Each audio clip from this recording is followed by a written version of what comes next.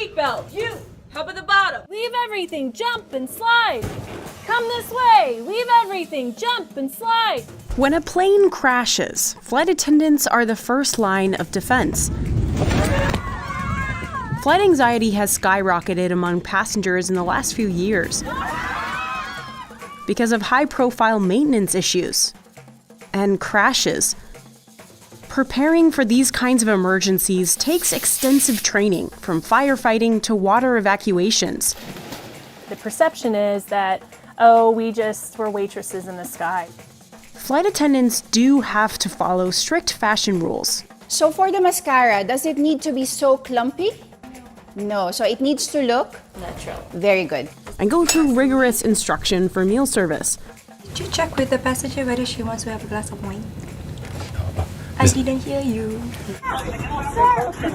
But this sometimes makes travelers overlook how crucial they can be. Unfortunately today, a lot of people just don't respect flight attendants.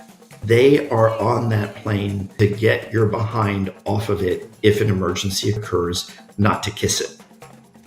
So what does it take to pass flight attendant boot camp? And can all this training keep travelers out of harm's way? The first commercial flights in the world didn't even have cabin crew, like we see today. In the 1920s, 1930s, when the industry was developing, arguably that was the least safe time to fly.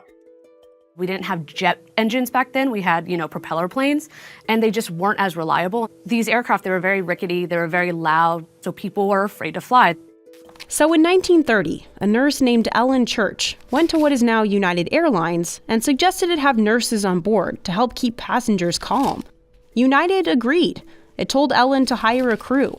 They were called the Original 8, and all were nurses.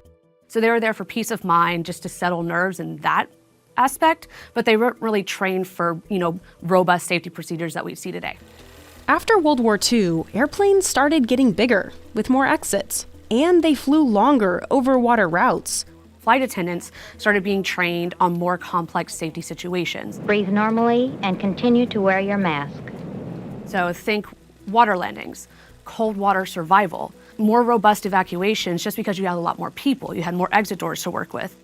Then we saw the flight attendant job evolve from being a nurse to being what was then called a stewardess.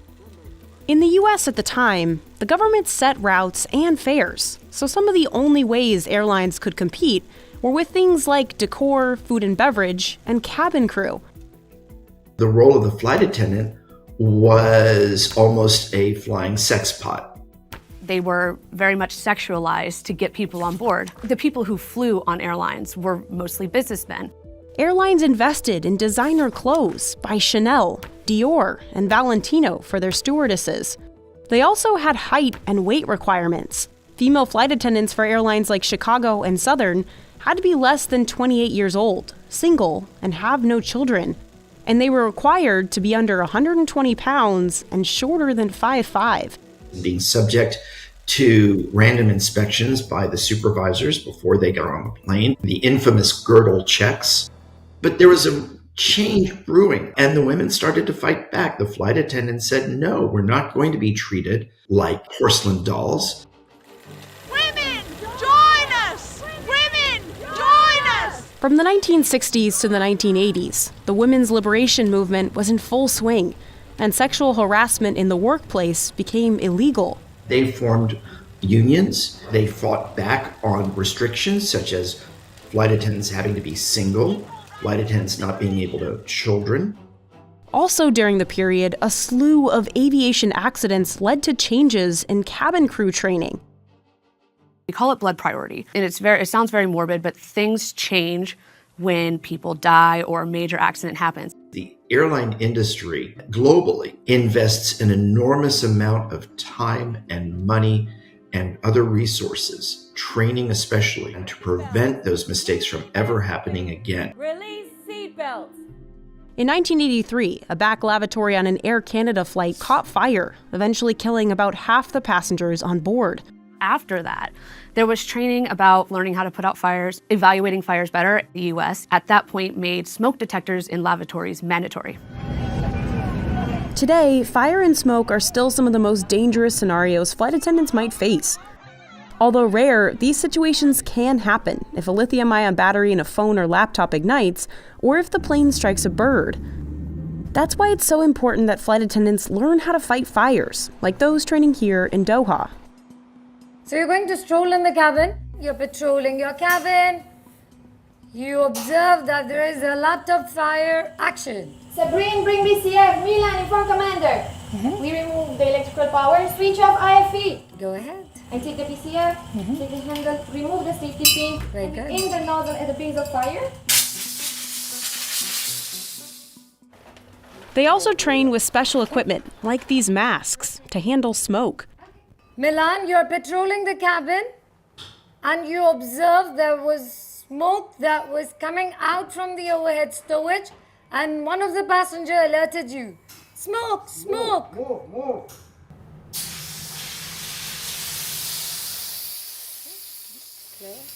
Close. I'm going to the other overhead bins. Very good. In case. How long are we waiting now? Around 1 minute. For new cutter flight attendants, training lasts 8 weeks. Hey, are you okay? There is no breathing. I'm starting CPR, and for an adult, you'll use 2 hands, okay? First aid training starts in week 5. Also first aid, helping deliver babies, a situation that has happened on a cutter flight before. Let's go into the practical session of our drills. Even seasoned crew members have to return to this facility every 12 months for a refresher on their training. Brace, brace. Like opening emergency exit doors on this mock-up A330. Evacuate, evacuate, evacuate. Check the door is armed, check the water level is safe. It's safe, go ahead. We open, release. Pull to inflate. Wait, slide inflating. Wait, slide inflating. Wait, slide inflating. Wait, slide inflating. Very good, slide inflated. Open seat belts, leave everything, come this way. Inflate life jackets, hands and knees. All customers are out, what do you do next? Check anyone here, shout for help. You have an incapacitated passenger. How do you take that person?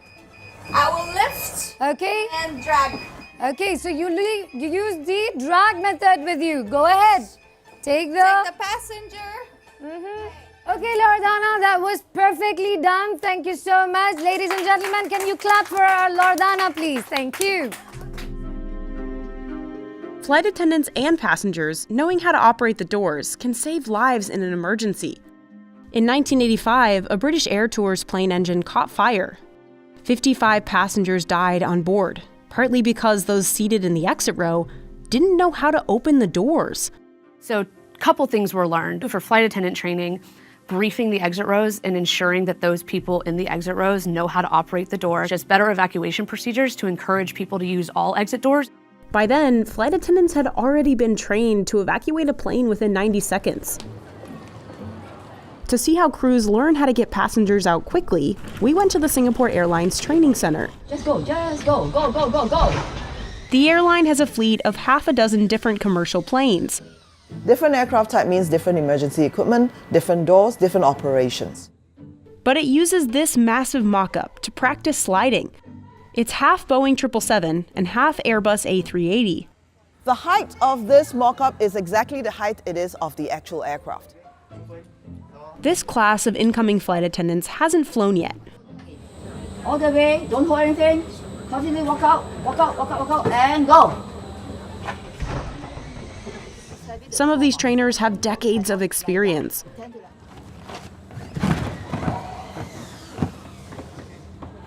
Hold your head. Hold it upright, don't lie back.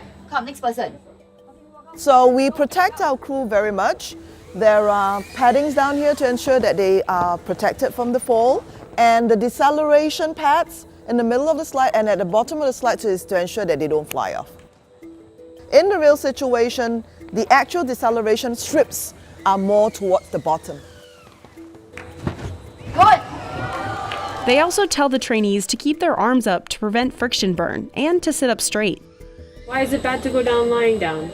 Then you cannot move your body upright to get off the slide. People behind you will come and ram into you.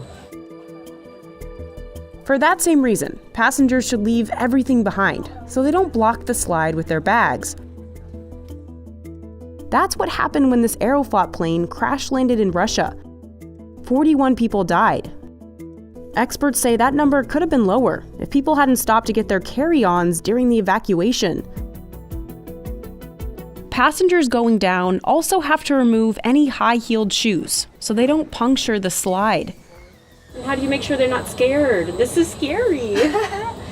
Well, they have the resilience and the tenacity because that's why they are cabin crew.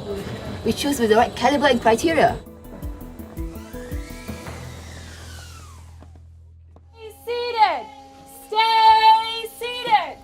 Stay seated! Release seatbelts! Over in Atlanta, Delta Airlines flight attendants prepare for land evacuations on this motion trainer. It is our one and only trainer that does shake, does move.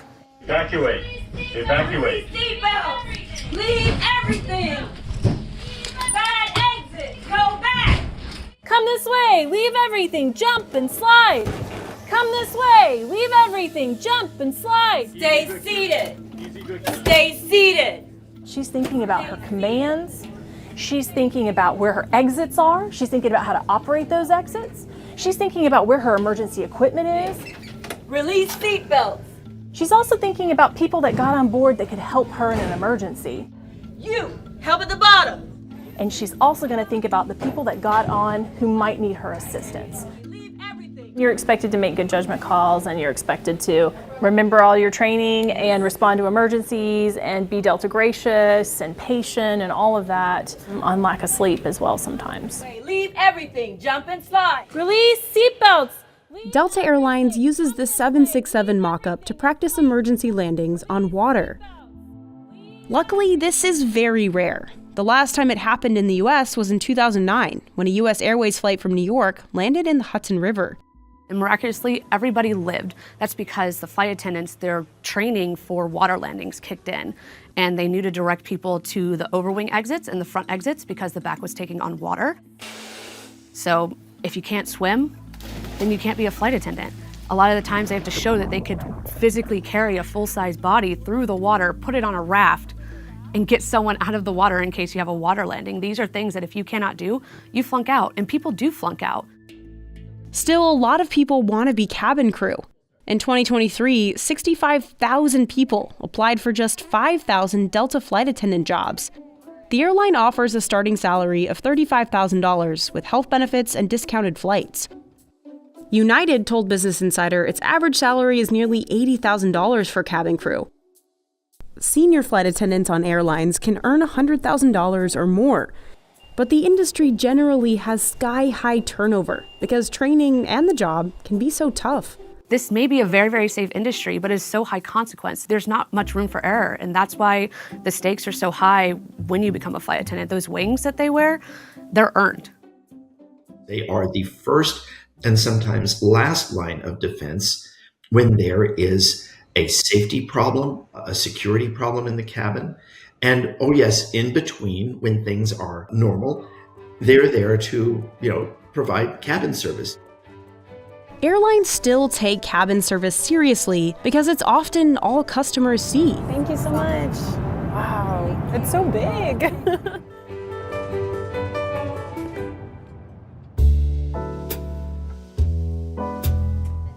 Back in Singapore, business class flight attendants are doing a mock service called a dry run. How to set up the table, making sure the glassware, the crockery, the cutlery are all placed in the right position. Nuzahara Binti Johari, who goes by Zara, is guiding 20 trainees through this mock service. One person handling everyone during the dry run can be quite challenging. Okay, so now Josephine, you may start laying the table for Miss Kaur. Good. Okay, is that the correct one? Yes. It is not. A bit further in. Before you offer the wine, what do you need to place on the table? The wine glass. Yes. So please remember the right procedure, yeah? Yes, very nice. Okay. Holding a full bottle of wine and pouring directly on the table can be quite challenging for some of them, especially when they're very new. I usually preempt them to start building up muscles before they come for business class training. you don't touch the bread, right? Yes. Do not touch the bread. We have the sourdough over here and the multi-grain. Or would you like to try our garlic bread? Can I have garlic bread, please? Certainly. All Singapore Airlines flight attendants start out in economy in blue uniforms. After about a year or so, then you are trained to be able to work in business class. And the crew that work in first class or suites, you must be a ranking crew. That means you are of leading rank, which is the green uniform. We want to give our passenger the feeling of having an in-flight dining service. Hence, it's very important for us to start it here.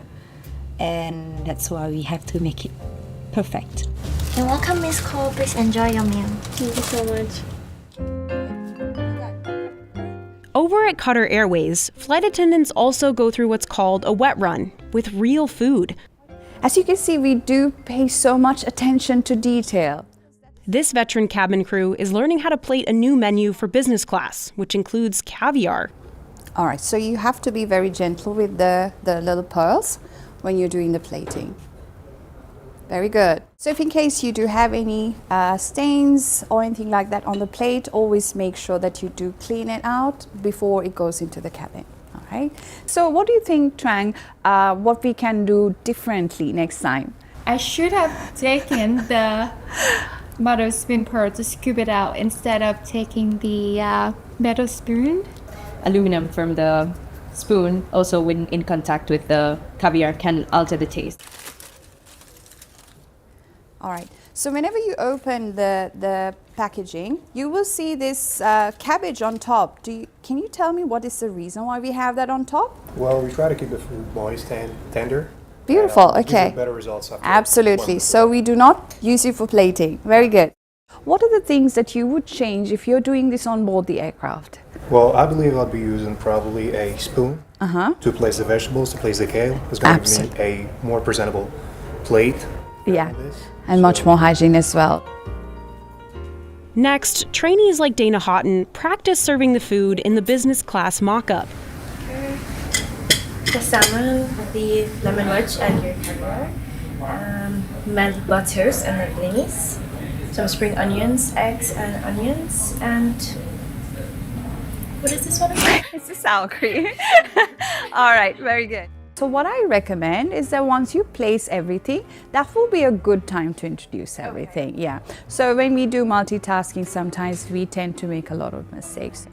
After serving the main course and wine, it's on to dessert. Okay, so we recommend that you place first the fork, because that's the furthest one, and then you move to the right side cutlery. There's always so much to remember by doing it by standards. Everything is always have to be perfect all the time.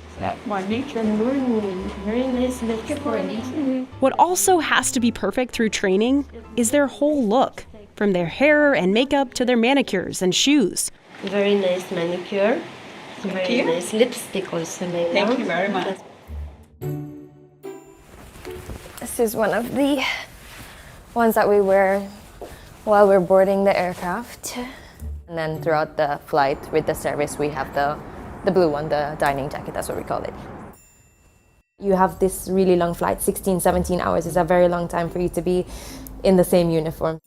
And women always have to keep their hair tied back in a bun. I just take it, twist it, and just start forming the bun. My hairnet will just go over my bun, like so. And then these are the scrunchies as well. Dana has been a Qatar flight attendant for over 5 years. I'm from Jamaica, so I'm from a very small island in the Caribbean, and you don't go out much or you don't see much of the world. I think growing up, that was one of my dream jobs. And you see anybody who's working with airlines as basically like superheroes. In the beginning, it used to take me a very long time, but now it's quite easy. So the bun is low enough, the hat will go just about here, and then I need to ensure that the string is below the bun, like that. And in place, and then we're ready to go. Flight attendants' makeup has to match the uniform and follow Qatar rules. So you need to have a full coverage foundation, right? Okay, next one. Do you have mascara? Very good, mascara. So for the mascara, does it need to be so clumpy? No. No, so it needs to look? Natural. Very good. Okay, next one. What do you think is the best color for her? Yeah? Burgundy. Burgundy, great. I did my best. You did your best. No worries. There's always a concealer to clean up the area. You know that, right? Concealer is our best friend, by the way. When you do your makeup early in the morning, you are using your bedroom light. Yes. Very nice application. The moment you step out of your accommodation, what happens? You get scared, right? So now you need to make sure that try to use as natural light as possible, okay? So Diana, can you please show it to your colleague? How is it? Wow, great. Yeah. It's a very natural tan. She's more prettier, right? And then always the last thing is our handbag. This one is, every crew will have the same one. It's very easy to get mixed up. So you can always just put your own passcode and do that, and it just opens like that. For men, the airline's grooming rules include no makeup, no buzz cuts, and no beards, only mustaches. So now basically you need to show up for the flights with a fully grown mustache. I use my hair dryer so I can make the line over here and make my hair fall on this side. Okay. And then again, I apply just a little bit okay. of this wax or any kind of paste that needs to be matte. So if you use anything that's shiny, it's not allowed, and nothing too much. While beauty rules may have gotten easier since the weight checks of the 1950s, overall flight attendants' jobs have gotten a lot harder. We have seen in the last 6 or 7 years a spike in air rage, fights breaking out among travelers or between passengers and cabin crew.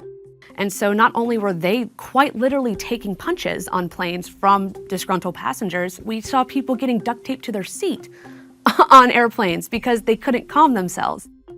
The flight attendants did not apply for these jobs because they wanted to get into boxing matches with a stranger on an airplane.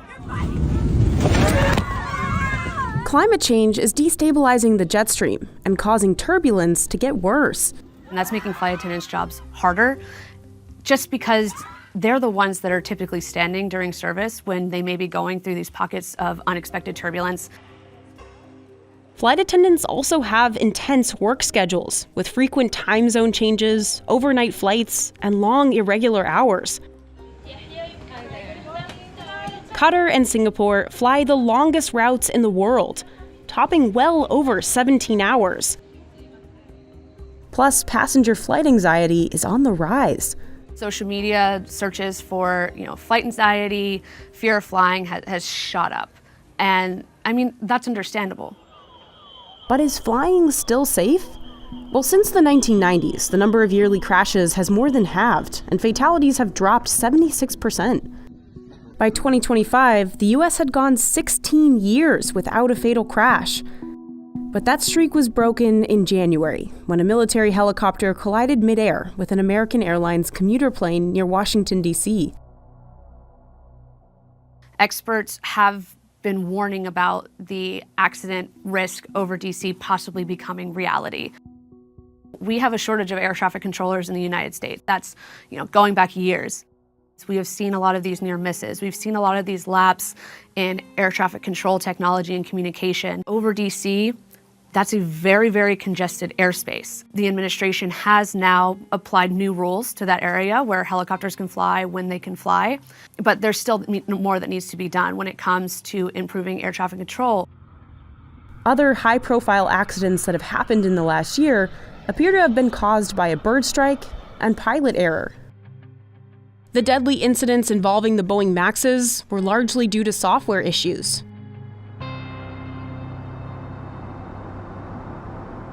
Still, flying is, statistically, the safest way to travel, and historically, Qatar, Singapore, and Delta are among the world's safest airlines. Even your least safe airline in the entire world is still going to be safer than driving a car, statistically. I'm not going to sit here and say that flight attendants are solely responsible. It's a team sport. You have everyone from the ramp crew to the pilots to the dispatchers to the mechanics. All these people, they have to work together to ensure that every plane that takes off lands safely. But if something fails and the aircraft is on the ground and there are still survivors, the flight attendants are the last line of defense at that point to get people out of the plane. which is what happened in February to a Delta commuter plane in Toronto. It crash landed, caught fire, flipped, and slid to a stop. So you had spatial disorientation happening. What was up was down and what was down was up. It was like an Alice in Wonderland kind of setting. And you had only 2 flight attendants on that plane, but they got all the passengers out of that aircraft safely. The Toronto crash is far from the only example of flight attendants saving lives in emergencies. Their training has greatly improved survivability of air crashes. On 9/11, the cabin crew on board United Flight 93 reported the hijacking and fought back against the terrorists alongside the passengers, likely preventing the plane from hitting the Capitol. In 2024, after a runway collision involving a Japan Airlines plane, miraculously, every single person on that plane evacuated. And experts really point to, one, the safety video of Japan Airlines is very straightforward. It doesn't have all of these theatrics that maybe you've seen on other airlines. And people largely left their bags behind. But should we be concerned about these kinds of situations happening more often? Absolutely not. I am not personally afraid of flying. I am very confident in the industry that we have set up in the United States.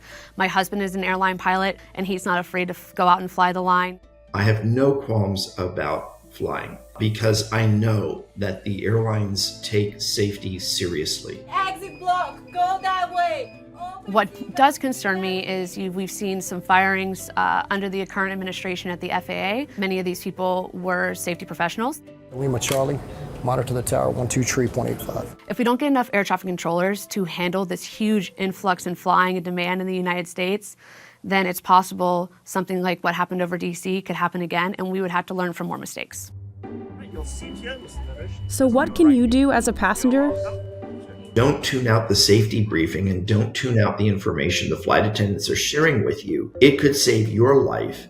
Wear your seatbelt even when the seatbelt sign isn't lit. If there is an evacuation, leave your stuff behind. If you're in an exit row, read that card. Although rare, if something does go wrong, that's how you can get out alive.